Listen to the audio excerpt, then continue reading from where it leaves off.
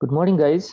So today also we are going to continue with the discussion on uh, biliary tract lesions, okay, or surgical condition of the biliary tract.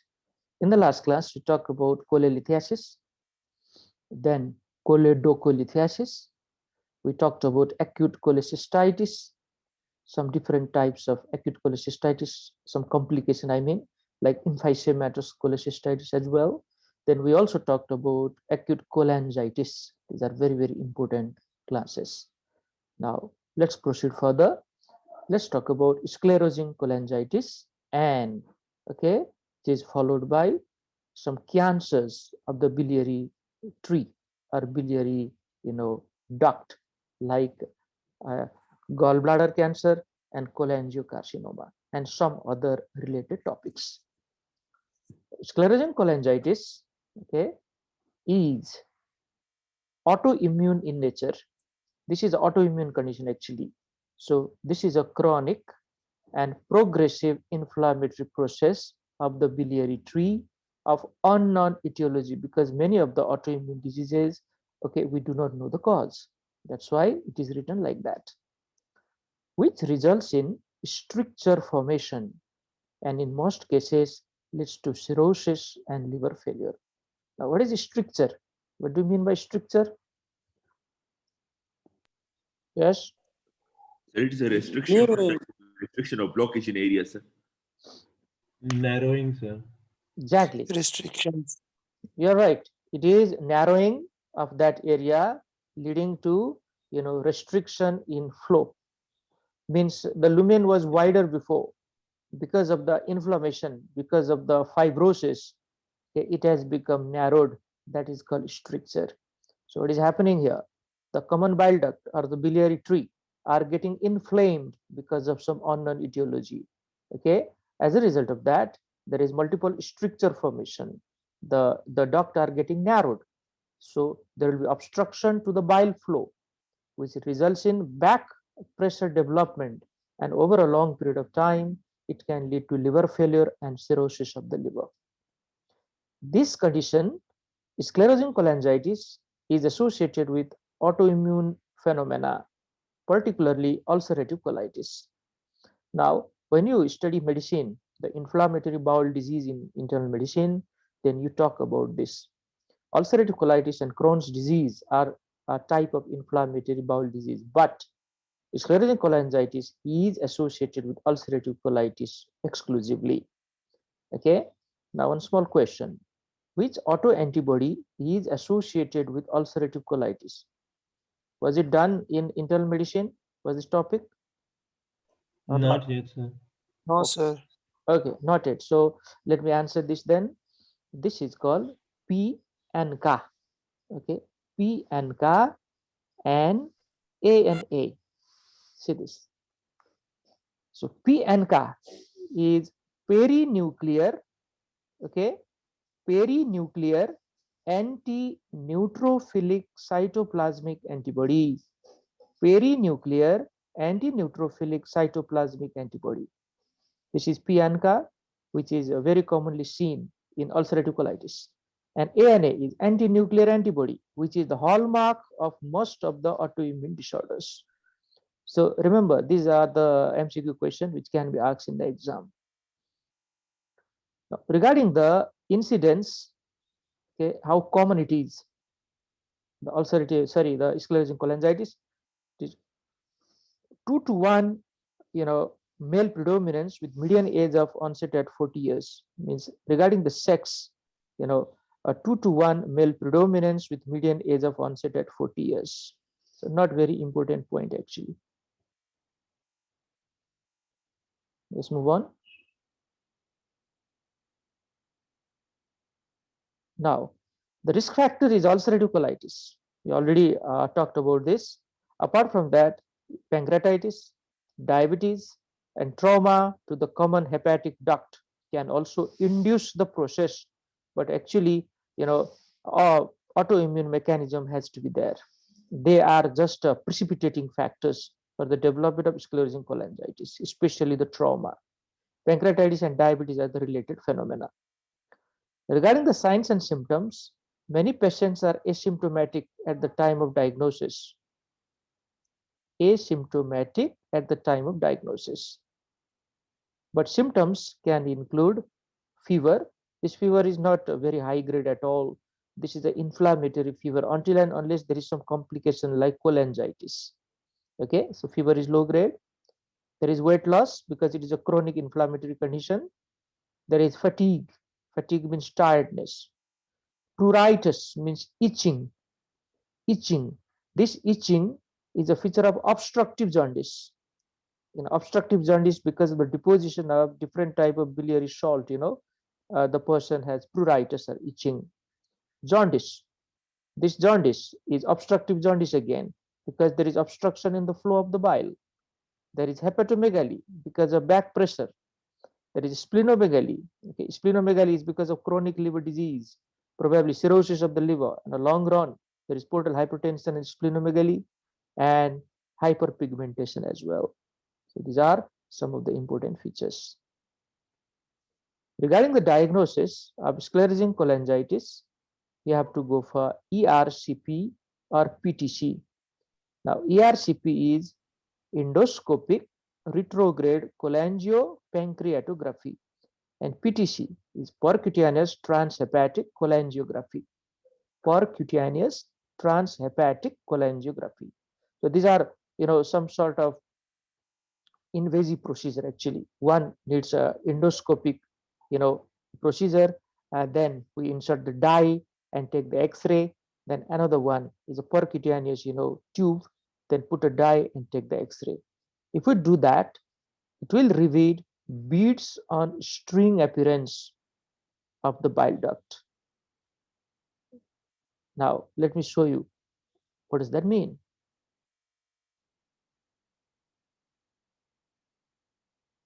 Now, all of you, please have a look here. This is a gallbladder, okay? G is a gallbladder, and this D, okay, is the duodenum. So see this in between structure has to be the bile duct, common bile duct. Now it looks so much beaded. This is called beaded, and if I see the whole picture, it's a string, isn't it? So beaded string, you can say, beaded string or beads on string appearance. Now this has occurred because of the different stricture formation throughout the course of the common bile duct. So beads and string appearance is classical sclerosing cholangitis in ERCP. Now ERCP, how it is done? We put a tube, endoscope, okay, up to the second part of the duodenum. Then you insert a small tube there upwards. You insert a dye and then take the X-ray. Now ALP or alkaline phosphatase is almost always elevated because this is the enzyme which is connected with the biliary tree. Now, what is the treatment? This is a difficult, condition. So how we manage the case?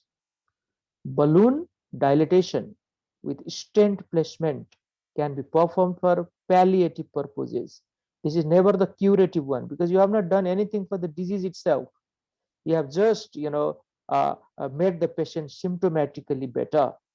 So balloon dilation with stent placement so that bile can flow through the stent. Definitive treatment varies depending on the location of the stricture, and these are, see here, if it is extra hepatic stricture, then we can go for hepatoenteric anastomosis. Hepatoenteric anastomosis. Okay, we connect the liver, the bile ducts from the liver directly to the intestine. Hepatoenteric anastomosis. Now, what you do with those remaining abnormal ducts, you remove them. You remove them, okay, and then put a T-tube placement for external drainage of the bile. So whatever bile cannot flow directly into the intestine, we have to remove it externally. And this is a big surgery, so for few days, T-tube placement has to be done. If the anastomosis takes over, then a T-tube can be removed later on. So extra hepatic stricture. For the intrahepatic stricture, which is present inside the liver, You cannot do this type of procedure. And after a few years, the liver is going to be cirrhosis. Okay, it will develop cirrhosis. So the best option is liver transplantation. Liver transplantation. This is a big surgery, but remember, in many centers all over the world, these days, liver transplantation is commonly happening. We need a donor and a good center and a good surgeon to do it. Regarding the prognosis of sclerosing cholangitis, 10% of the patient develop cholangiocarcinoma also. This is a very serious cancer, and 10-year survival is almost 75%. So let me highlight one or two important sentences so that this is the take-home messages for you. Primary sclerosing cholangitis or sclerosing cholangitis is the condition which is associated with ulcerative colitis. Ulcerative colitis is a type of inflammatory bowel disease. So probably this type of patient first manifest with chronic diarrhea, blood in the stool, and diffuse type of abdominal pain. Over a period of time, jaundice appears in that type of patient.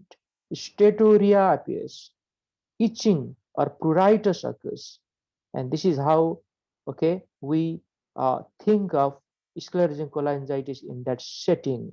Then diagnosis would be done by proper investigation.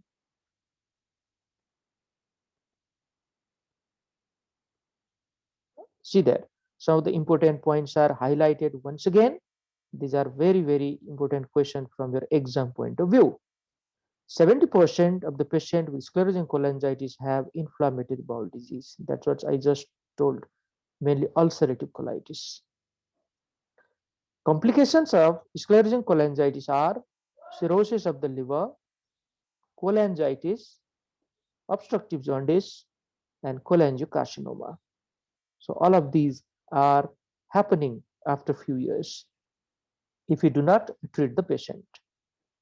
Cirrhosis, because of the back pressure development, the bile cannot flow distally, isn't it?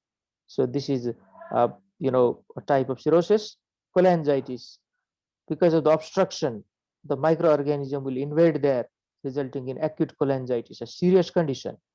Okay, in no time, the person will have shock, especially the septic shock. Obstructive jaundice and cholangiocarcinoma are other complications. Now, let's move further. Let's talk about another very related topic in biliary tract pathology, that is gallstone ileus. And the student already know actually from the pathology discussion what is gallstone ileus. Now see that. It's a small bowel obstruction caused by a gallstone.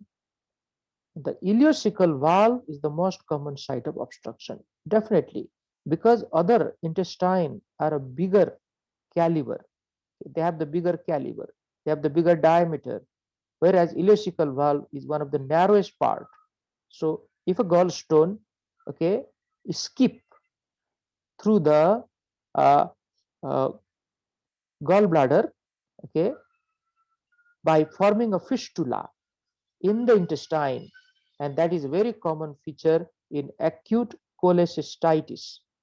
Now that's a relatively big type of stone, so it will move through the jejunum, okay, and it will reach the ileocecal valve. uh, ileum is also there in between. It will lodge itself in the ileocecal valve or junction and then cause the obstruction. Okay, this is the mechanism. This is one of the common questions which is asked to the student. Remember, a very small stone can never cause intestinal obstruction. So the passage of that stone into the intestine is never through the bile duct, never through the bile duct, because bile duct caliber or diameter is very small in comparison to the intestinal diameter or caliber. You see that? It is explained once again here.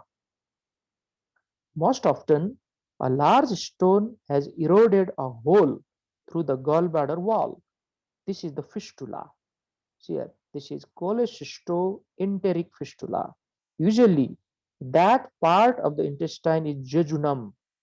Okay, sometimes it can be duodenum as well, but jejunum is the most likely. Cholecystoenteric fistula. Now that gallstone escapes through this hole into the GI tract and eventually gets stuck in the ileum, that is ileocecal junction, causing small bowel obstruction.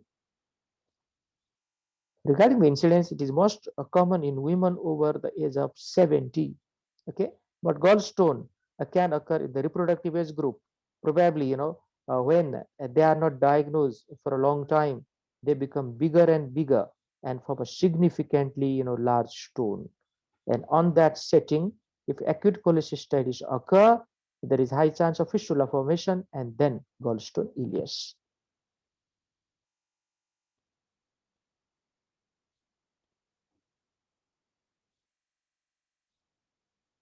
Okay, let's move on.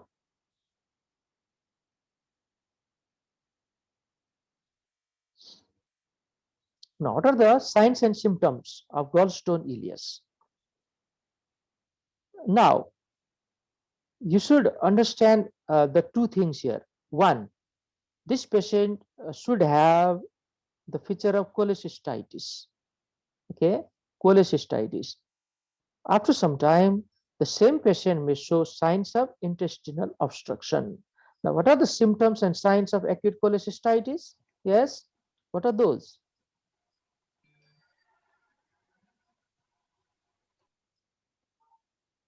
Anyone? What are the symptoms and signs of acute cholecystitis?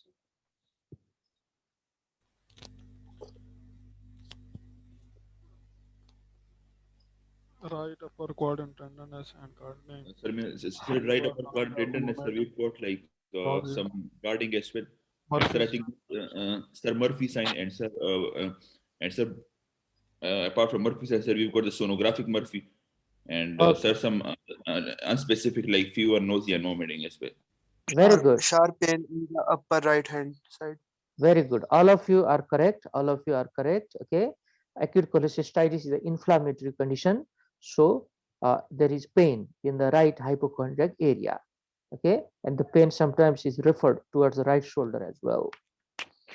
During the examination, Murphy's sign is positive. Murphy's sign. The classical Murphy sign or the sonographic Murphy sign, both are positive there. This is important feature, don't forget. Now, during history taking, you can find that, but now already, the features of intestinal obstruction has taken over because of the fistula formation. So the classical signs of intestinal obstruction are vomiting, constipation, abdominal distension, and abdominal pain. Patient can still have a bit of right upper quadrant pain as well. So these are the symptoms and signs. Regarding the diagnosis, okay, after taking a good history and doing good physical examination, I will do investigation. Now, why I am telling these things all the time is, okay, just make sure you remember this. When your teacher asks, how do you diagnose a certain condition? Never forget history taking and physical examination. They are very important part of our diagnostic, making. Then only investigation comes. Now, abdominal plain film. It will show, okay, the pathognomonic features of pneumobilia, means air present in the biliary tree. Air present in the biliary tree. Now, from where that air reaches biliary tree, isn't it? That's a question to be asked. Answer is very easy. Remember, there is a big fistula formation, and our intestine has got air. So that air has climbed up towards the biliary tree, and we can see that in the X-ray. That is called pneumobilia. There are dilated small bowel because of small bowel obstruction, and a large gallstone in the right lower quadrant can be seen. But it is not always, because only 10% of the gallstones are visible in the X-ray. Only 10%. So if you are lucky enough, you can see a large gallstone which is in the right lower quadrant. That is in the ileocecal junction, because it is already reaches there. Okay. These are the important point. Ultrasound should be done, and it is useful type of test to confirm cholelithiasis. It may also identify the fistula. if the ultrasonologist is a good one or the experienced one, they can identify the fistula as well. It may have a lot of stones inside the gallbladder. Remember, one big stone has escaped the gallbladder, but some other stones may still be there inside the gallbladder. So ultrasound is the test which confirms that. Upper and lower GI series, okay, can be done. Upper and lower GI series means other X-rays, okay, like a barium X-rays, okay, they are the option, but they are not routinely done. They are unnecessary here. Abdominal plain film and ultrasound are the better test than those.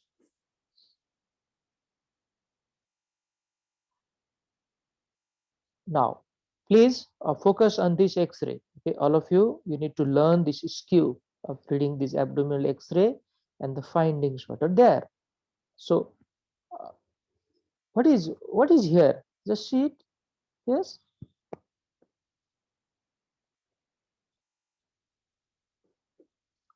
These are the dilated. See this dilated loops of the bowel, dilated loops of the bowel, and they have a lot of gases here. Okay. Now, can you see this area? All of you, what you can see here? The thing which I'm pointing right now. Gallstone. Fistula formation. Gallstone, large Stone. gallstone. Exactly, Gallstone. exactly. Most probably this is stone, gallstone. Because if I correlate the things here, though the history is not provided to you, we should provide the history, but still, if you combine all the findings here, this has a high chance of being gallstone. Look at the intestinal obstruction feature. Look at this pneumobilia. See this. Look at the air here. The air are moving up, okay, towards the liver side. This is the pneumobilia. This is gallstone. And here are the dilated loops of the bowel. What more you need? This is a case of gallstone ileus. Now, this is another, picture. Okay, see this dilated loops of the bowel. Some air fluid levels are also seen. Acute intestinal obstruction. And this is pneumobilia, air in the biliary tree. So this is how, okay, the diagnosis is made. Now, this is a typical scenario, okay, a case history of gallstone ileus. The same thing, again, many of the students already know, a 75-year-old female with a past history of cholelithiasis. So she is a non-case of cholelithiasis, okay, a diagnosed case of cholelithiasis already. Presents complaining of right upper quadrant pain that radiates to her back with nausea, vomiting, and abdominal distension. Abdominal plain film show air in the biliary tree, pneumobilia, and a step ladder appearance of the small bowel. This is a feature of intestinal obstruction. Okay, so two things combined together, a case of gallstone ileus. The history is consistent with both cholelithiasis and a small bowel obstruction, and findings on the abdominal radiograph are suggestive of gallstone ileus. So this type of question can be asked in your exam, okay, the problem solving exercise. Now, what is the treatment? We have to open the abdomen, that is called exploratory laparotomy. Open the peritoneal cavity, remove the gallstone, okay, remove the gallstone where it is causing the obstruction, that is in the ileocecal junction, and possible small valve resection with or without cholecystectomy and a fistula repair. Now, possible small bowel resection, it is not necessary all the time. Sometimes it is hugely dilated and very thin, layer. Then we may need to sacrifice a small part of the small bowel also. It depends on that situation. Remove the gallbladder, that is cholecystectomy, okay, and then do the fistula repair. We have already removed the gallbladder, so repair the fistula which is formed on the surface of the intestine.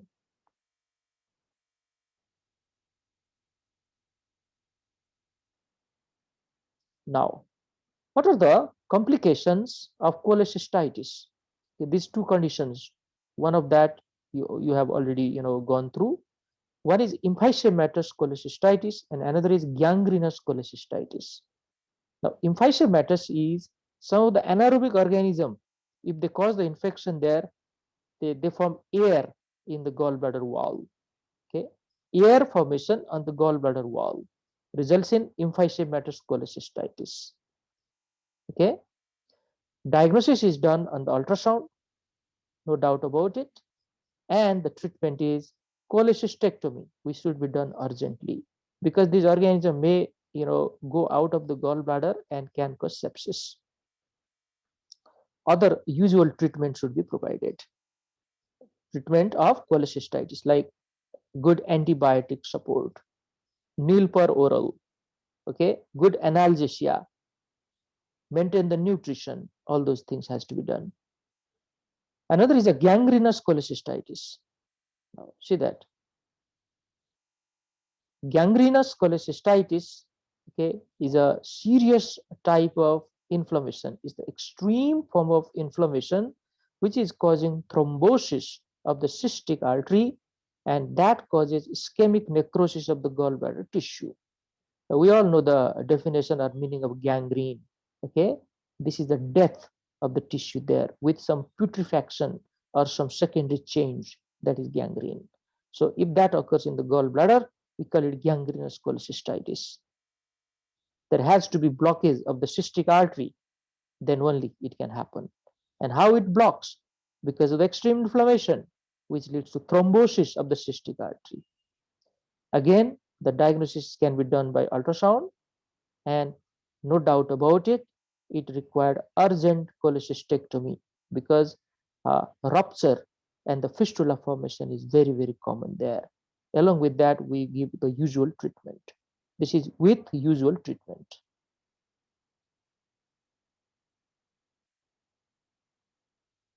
Okay. Now, another complication is a perforated gallbladder. See there, perforated gallbladder. This is another very serious condition because perforation of the gallbladder results in leakage or spillage of the bile into the peritoneal cavity. And that bile is a very irritant type of liquid. Just like acid, bile is also highly irritant substance. Now, what will happen to the peritoneum? Okay, there will be chemical type of peritonitis. Chemical type of peritonitis. Now, can you tell me what are the peritoneal sign? Yes. Sir, abdominal pain, tenderness, and loss of appetite, diarrhea, Good. thirst, Good. So they can be and bloating. poor as well. appetite. Okay, good. Anything else during the examination? What you get during the examination? Guarding and So we can Swelling of rigidity. abdomen, fever. Absolutely. Okay. I'm just asking this question just to know whether you still remember these things or not. Absolutely. Okay. All of you are still fresh in that knowledge because we have recently talked about it. In the beginning, when bile leaked into the peritoneal cavity, it leads to chemical type of peritonitis. But nevertheless, it is a type of peritonitis. Okay.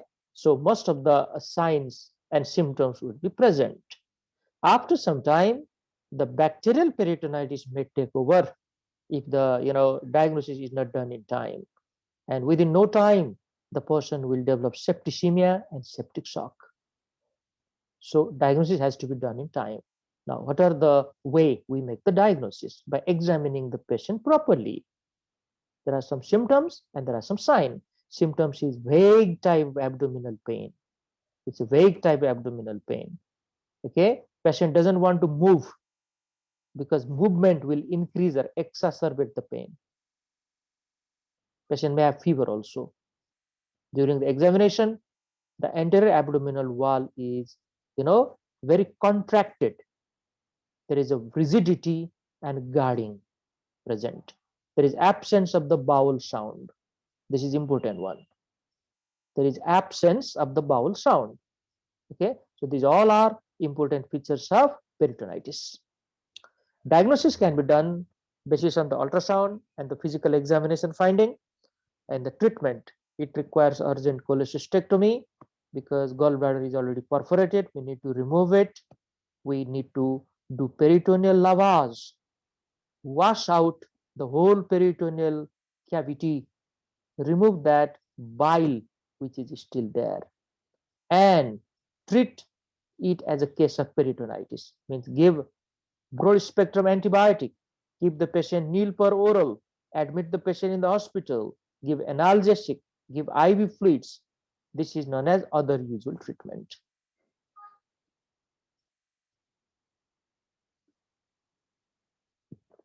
Now let's talk about some of the cancers at the end. Okay, two of the cancers which occurs commonly in the biliary duct or the biliary channel, okay, or biliary system are carcinoma of the gallbladder and cholangiocarcinoma. Okay, now see here. Carcinoma of the gallbladder is a malignant neoplasm of the gallbladder, okay, and the majority are adenocarcinoma.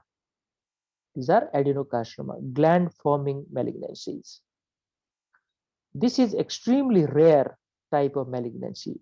Less than 1% of the patient with cholelithiasis may develop it. The incidence of carcinoma of gallbladder increases with age, okay, with a peak age at 75 years, and female to male ratio is 3:1. Because cholelithiasis is very common in female, so females are more commonly having it, and then quite an old person develop it. Okay, one of the small real case scenario I'm going to tell you now. A few years back in Nepal, there was a very famous neurosurgeon, very famous, probably the best in the whole country. That neurosurgeon was doing his job in his own hospital, and one day he felt quite tired, he felt quite weak, and his colleague examined him, and they found out his eyes were a bit yellow, okay, slightly yellow. So they advised him to go for the all test, okay, and he did all the investigation in his own hospital, and then it was found out that he is in stage 4 gallbladder cancer. Stage 4 already. It is metastasized out of the gallbladder, and the gallbladder is already stuck there with a lot of local invasion. And that neurosurgeon died. Okay, he went to the UK for the his treatment and the best center of the world, but still he could not be saved. So what is the message I'm trying to provide here? I want to discuss with you. This cancer, okay, is asymptomatic in the beginning. Many people, they don't know whether they are having it or not. The first thing, and this is one of the worst cancer to have. It has very poor prognosis.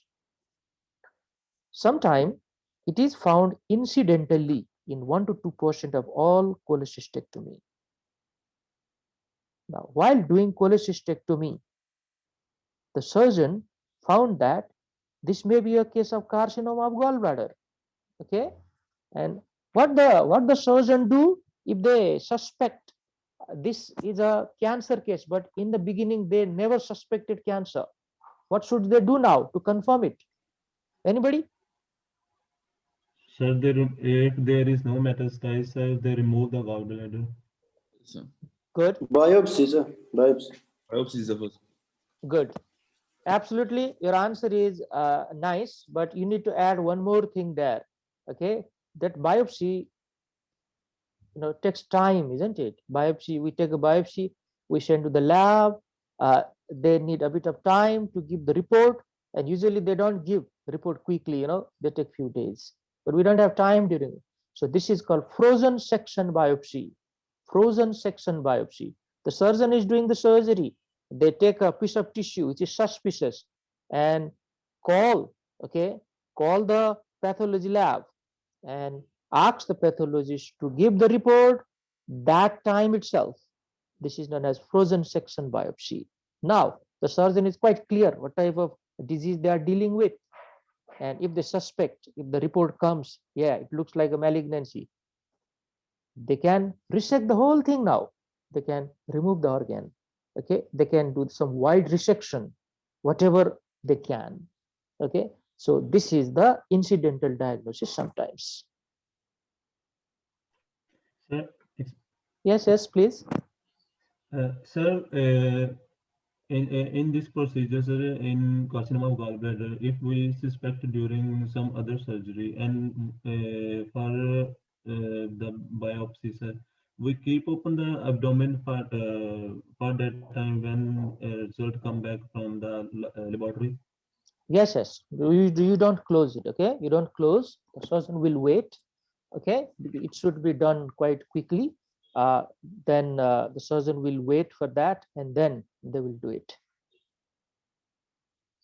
Okay. Now, what are the risk factors for the carcinoma of gallbladder? What are the risk factors? See here, chronic cholelithiasis, which is caused by gallstone. The most common cause of, cholecystitis is a cholelithiasis. Chronic cholelithiasis means gallstone is there for a long time. Another is a gallbladder polyp. If the size of that polyp is more than 1 centimeter, okay, it has a high risk. Another one is a calcification of the gallbladder wall. This is again a common feature of chronic cholecystitis, and we have given a special term for that. That is called porcelain gallbladder. Porcelain. It felt like a thick wall, a thick, rigid type of wall. So it is called porcelain gallbladder. It's a feature of chronic cholecystitis. Choledochal cyst. Okay, these are the risk factor. These are congenital most of the time. Pancreaticobiliary ductal abnormality, and even typhoid carrier, which results in chronic inflammation of the gallbladder, resulting in chronic cholecystitis, okay, may complicate into the development of carcinoma of gallbladder. This is related with chronic cholecystitis. The overall 5-year survival rate, okay, is around 5%. Okay, this is around 5%. It may be a bit more or a bit less, depends on the staging actually, but you should remember around 5%. About 80 to 90% are adenocarcinoma, like papillary, tubular, mucinous, or signet cell type. These are the histopathological findings.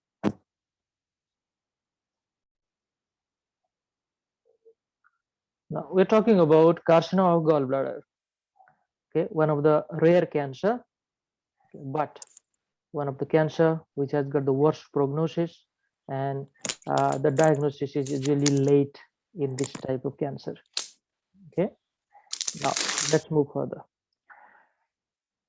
What are the way of metastasis in case of gallbladder cancer? The metastasis occurs through the lymphatic route, through the hematogenous route, and it can also seed the peritoneum and the nearby area. This direct invasion is not a part of metastasis, though. This direct invasion is a property of the malignancy itself. Okay, local invasion we called. So the answer here are lymphatic way, hematogenous way, and sometimes through the peritoneal cavity itself. Sometimes it can seed the port site. Means if there's some openings are made, some surgery are done, then it can seed those areas as well. And sometimes when we do the surgery, like removal of the gallbladder in case of carcinoma of gallbladder, then it can seed the tumor cells, or the malignant cell can seed the wound site as well. That is the meaning. And the common organ which are affected by the hematogenous spread are lung and brain. Now please pay attention here. This is a very important question from the MCQ exam point of view. This is Courvoisier sign. Now, what is this Courvoisier sign, and what is the connection with this, in the biliary duct pathology? If a patient presents with jaundice, okay, and if there is a palpable non-tender gallbladder along with that, it is not associated with gallstone. Let me repeat again. If the patient presents with jaundice and palpable and non-tender gallbladder, it is not associated with gallstone. Rather, it is associated with cancer in the head of the pancreas or gallbladder or biliary duct. Now, what is the explanation for this?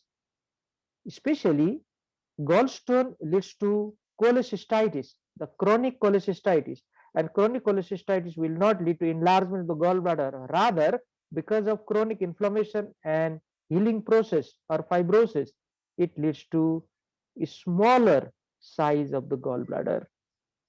But if the bile flow is acutely obstructed, then there is a back pressure development and there is a collection of a lot of bile in the gallbladder, which can result in enlarged gallbladder. And this is a, not a painful situation. This is known as Courvoisier sign.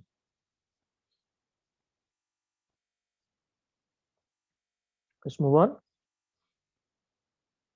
Now, let's talk about some clinical features of gallbladder cancer. Many of that I already told you. Most patients are asymptomatic until late in the course, when findings may include abdominal pain, nausea and vomiting, weight loss, right upper quadrant mass because of the local invasion. Most of the tissues are, attached there, hepatomegaly, or even jaundice. But they are all late. And in the beginning, the person is usually asymptomatic. That's why diagnosis is very late. And we cannot do much when we diagnose the case. Colicky pain and jaundice are the common symptom. Okay, if patients, if they are lucky enough, I'm using the term lucky enough here, they develop symptoms early. That's how we can diagnose them early. Mucosal based lesion can be there inside the gallbladder. Regarding the 5-year survival, 85 to 100% for the mucosal based lesion. So this has a good prognosis, but the chances of this mucosal based lesion are less. Mucosal based lesion do not go outside the gallbladder commonly. That's why the 5-year survival rate is good. It can seed peritoneum or trocar site after spillage. Okay, trocar site means if you have done some investigation there, if you during the surgery or something like that, then it can seed the trocar site. Those malignant cells, they can go there and grow. That is the meaning. If we do the lab investigation, there is occasional elevation in alkaline phosphatase, transaminase like AST and ALT, CEA and CA99. Now this CEA and CA99 are known as tumor marker. They are known as tumor marker. CEA is known as carcinoembryonic antigen. Carcinoembryonic antigen, and this is carbohydrate antigen 99.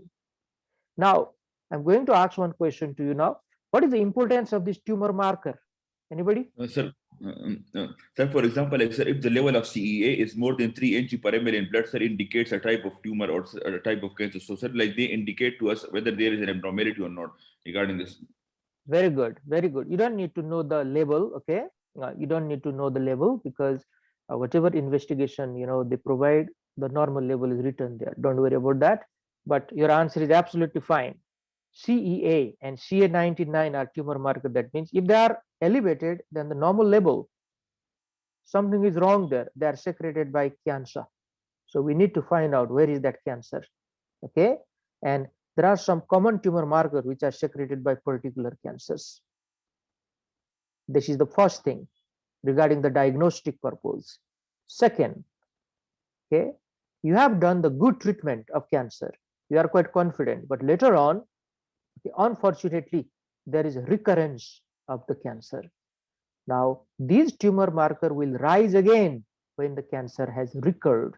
So even recurrence of the tumor or cancer is known by measuring the tumor marker. And third thing, they also show me whether my treatment is effective or not, because the level of the tumor marker should fall than the beginning if the treatment is effective.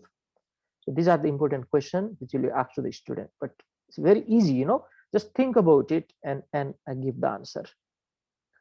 Now, What are the imaging modality we follow in case of carcinoma of gallbladder regarding diagnosis?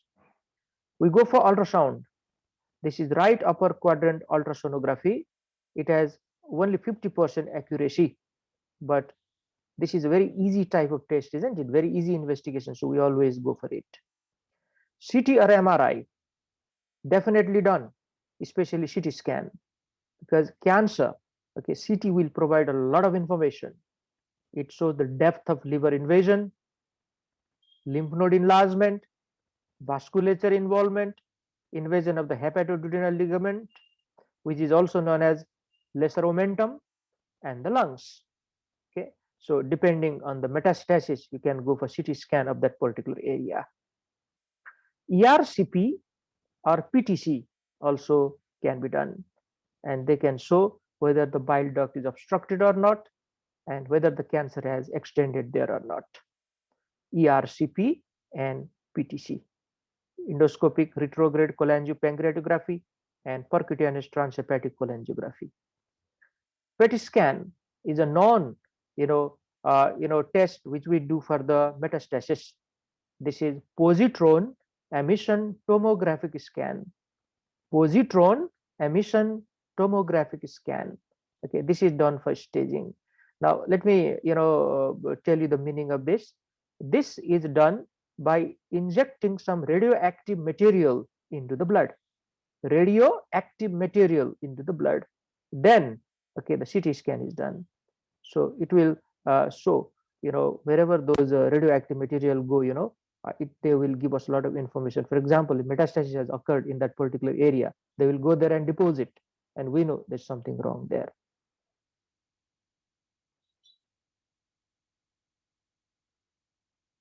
Now, what is the treatment? Let's talk about the treatment of carcinoma of gallbladder.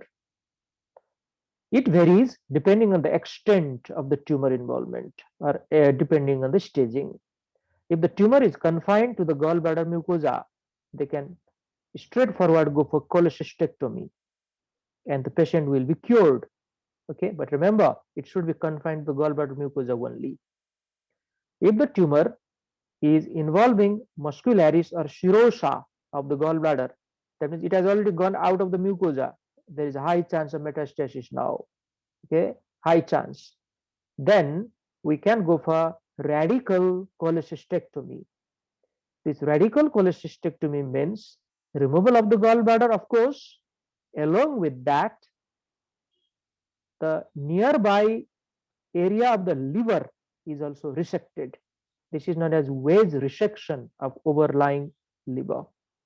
And the lymph node are also dissected. Okay, definitely the lymph nodes are already involved, because the malignancy has infiltrated into the muscularis layer. If the tumor involving the liver, then consider palliative measures such as decompression of the proximal biliary tree or a bypass procedure of the obstructed duodenum. You don't even do cholecystectomy here. Okay, if you do cholecystectomy in this case, patient will suffer more than the patient get benefit. Now, why? Because it is extensively, it has extensive local invasion there. Most of the nearby structures are, attached, and they have formed one mass. It is very difficult to separate that mass, number one. And even if the surgeon will try to do it, there is a fistula formation, okay, and a lot of complications. So don't even touch that area. Do some palliative procedures. Make sure the bile will flow nicely into the duodenum. That much you can do. And apart from that, give a good amount of painkiller to the patient. Give a good amount of sedation to the patient. Okay, take care of the nutrition of the patient. Patient should die comfortably. This type of management are called palliative measures. Now, after discussing this gallbladder cancer, the last part of this big topic is cholangiocarcinoma. Cholangiocarcinoma, it is another type of malignancy which occurs there. So this is an uncommon tumor that may occur anywhere along the intrahepatic or extrahepatic biliary tree, but is most commonly located at the bifurcation of the right and left hepatic duct in 60 to 80% of the cases. Now, a little bit of revision regarding the anatomy of the biliary tree. Okay, very quick revision. Remember, inside the liver, the smallest type of biliary channel are the sinusoids, isn't it? It's not exactly sinusoid. Sinusoid means the modified form of capillary. We call them biliary sinusoids actually. Okay, so these the bile are collected there. Then they will combine with each other and form a little bit bigger type of biliary duct. Okay, all of these will combine together to form two hepatic duct, right hepatic duct and the left hepatic duct, and they will come out, okay, from the porta hepatis. Now, this cholangiocarcinoma most commonly develops right there, almost 60 to 80% of the time. All of them are adenocarcinoma, and regarding the incidence, the common age is 55 to 65 years, okay, and it occurs almost one in 100,000 people per year. It is difficult for us to remember these data, but it is important for the concept, isn't it? The concept is how common it is, not that common. And there is no sex predilection regarding this. So male and female are equally affected.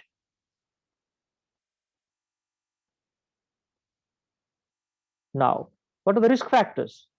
Okay, in which type of condition cholangiocarcinoma can occur? Choledochal cyst. This is a congenital cyst, okay, which develops in connection with the biliary duct. Choledochal cyst. Ulcerative colitis. It can cause sclerosing cholangitis, and that sclerosing cholangitis is a risk factor for cholangiocarcinoma development. We have just studied that. Okay, sclerosing cholangitis, it is mentioned again there. Liver flux, like Clonorchis sinensis, very important MCQ question for you in the exam. This Clonorchis sinensis is associated with cholangiocarcinoma development. Toxins and the different type of contrast dye, these are the risk factors. Now, another MCQ question here. Okay, there is a condition known as Klatskin tumor, and that Klatskin tumor is the most common form of cholangiocarcinoma, which is developed at the junction of the right and left hepatic duct. We have just seen that sentence. Almost 60 to 80% of the time, the tumor develops there. It is also known as Klatskin tumor. Now, what are the signs and symptoms? Remember, this is the malignancy which is affecting bile duct. Okay, bile duct. So you can write the signs and symptoms on your own way. The important point here is biliary obstruction and obstructive jaundice. In case of obstructive jaundice, what happens to the stool color? Yes, what happens to the stool color? Anybody? Sir, clay color stool. Why? Can you explain? Sir, there is no bile pigment in the stool. That's why, sir, because there is a biliary trachea obstruction. Good. Okay. Good answer he has given. But I want to add a little bit more there. In case of obstructive jaundice, he's right. There is no flow of the bile on the duodenum. Okay. So bile is not present in the intestine. Now remember, the biliary pigment, with whatever present there, will be changing into urobilinogen with the help of microorganisms which are present in the intestine. That urobilinogen will change into stercobilinogen, and then it will change into stercobilin.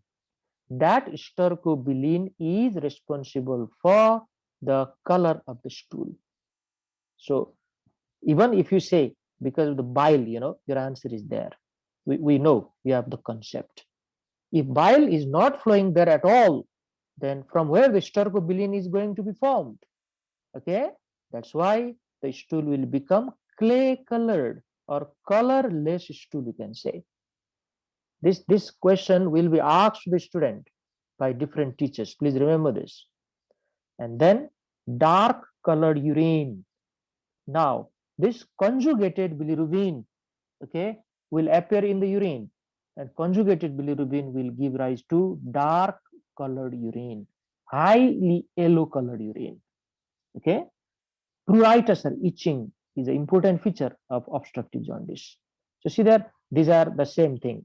Apart from them, in case of intrahepatic lesion, there is abdominal pain, okay, because of probably the back pressure development inside the liver because bile is acutely obstructed, and some non-specific findings are also there, like anorexia, weight loss, malaise, and fatigue. These are common in many other malignancies as well. Now, regarding the diagnosis, we need to help some of the investigation, that is ultrasonography and CT scan. They will show bile duct dilation or location of the tumor. MRCP can be done.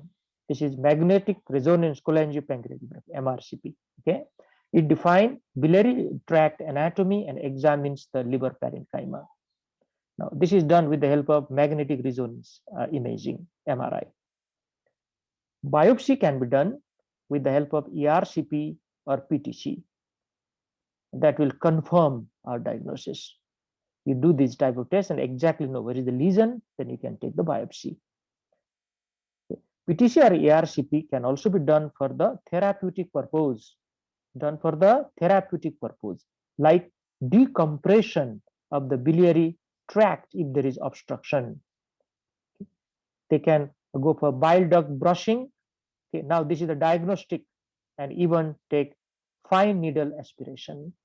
So both diagnostic and therapeutic purposes are there for PTC or ERCP. CT angiogram is another way of investigation.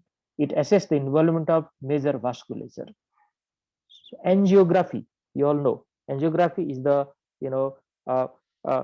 injecting a dye inside the blood vessel, and then you can take the X-ray. In this case, we are taking CT scan. That's why it is called CT angiogram. Now, what is the treatment of cholangiocarcinoma? See it. It varies depending on the location of the tumor. Definitely, in the proximal tumor means they are near to the porta hepatis area. They are near to the hepatic duct area. Resect them with a Roux-en-Y hepaticojejunostomy. Resect the whole bile duct, not only the hepatic duct, whole bile duct with Roux-en-Y hepaticojejunostomy. This is Y type of reconstruction. Okay, Roux-en-Y means Y type of reconstruction. And the lower part is connected to the jejunum, upper directly from the liver. Distal tumor, we can go for Whipple procedure. Whipple procedure. We have already discussed this in pancreatic cancer. Okay, pancreatic cancer. This is an important type of surgery, Whipple procedure. So it can be done here also, because the bile duct is a long tube, isn't it? Sometimes the cancer may develop right near the sphincter of OD. Okay, so similar type of surgery can be employed. Now, if they are extensively involved, then tumor may be unresectable, so we need to go for palliative treatment. Regarding the prognosis, the 5-year survival rate is just 15 to 20% regarding cholangiocarcinoma. So this is also one of the cancer which have got poor prognosis.